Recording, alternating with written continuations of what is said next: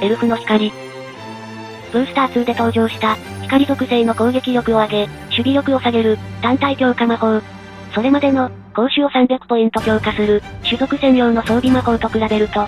攻撃力が100多いだけの効果だが、ホーリードールに装備すれば、攻撃力は2000となり、カースオブドラゴンにも並べるため、殴り合いが中心の当時では、とても大きな差になっている。その後、ゲームボーイ用ソフト、デュエルモンスターズ2の付属カードに、攻撃力を700アップする、シャインキャッスルが、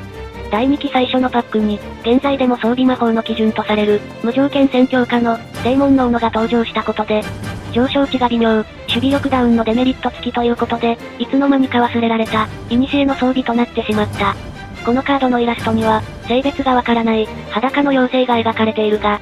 海外版のイラストは、薄い衣をまとったようなイラストに変更されている。なお、遊戯王でもおなじみのエルフだが、エルフと表記されたカードは、25枚と思ったよりも少なく、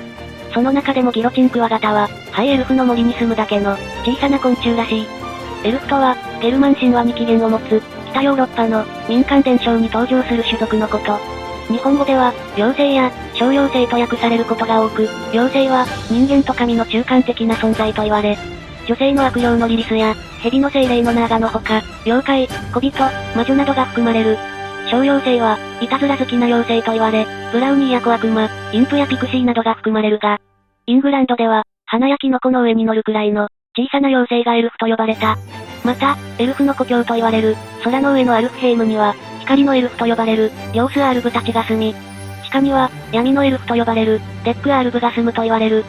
ゲームボーイ用ソフト、デュエルモンスターズシリーズでは、ゲームオリジナルのテキストで、エルフたちがパワーアップできる、精霊の放つ、聖なる光、と書かれており、OCG 版とは違い、名前にエルフとつくモンスターや、女性型モンスターを強化することができ、イラストも、聖なる光を表現したものか、3色の光が描かれたものに変更されていた。アニメ、デュエリストキングダム編、第25話、涙のデュエル、フレンドシップでは、マザキアンズが、クジャクマイ戦で使用し、フレンドシップを強化、勝利している。